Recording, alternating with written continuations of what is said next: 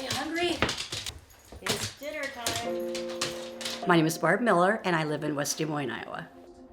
Long-term health care came into my life rather abruptly on April 15th. I was called by my brother around noon that day and said that my mom was being taken to the emergency room in Des Moines. And they informed me that she had a ruptured brain aneurysm. That's really when the story began.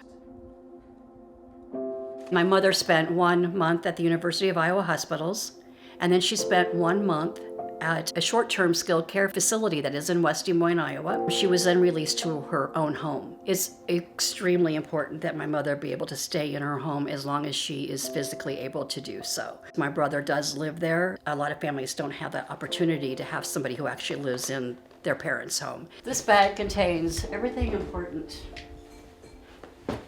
in regards to my mother. This is all of her bank accounts, her bank balances. This folder is getting quite big. I never thought it would be this complicated. My mother is only slightly over the Medicaid limit. And what do you do in that situation? She makes too much to qualify for Medicaid, but yet she doesn't make enough to begin to cover the expenses of a long-term care facility, which could be anywhere from $6,000 to $10,000 a month. It took me several weeks to even understand what money she owed and why. As unfortunate as this situation is, we are very lucky. My mother has a home. I have a sibling who just happens to live there. But what about the people who don't have that? To look over Mayor Pete's long-term care plan was so exciting. I was so thrilled that somebody knew that this was important. Having somebody come to my mother's home a couple hours a day and to be able to have some assistance in covering those costs, to have trained navigators to help us through this complex system.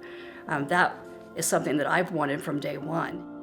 To be able to have Social Security credit for this time that I am taking not working and helping to take care of my mother.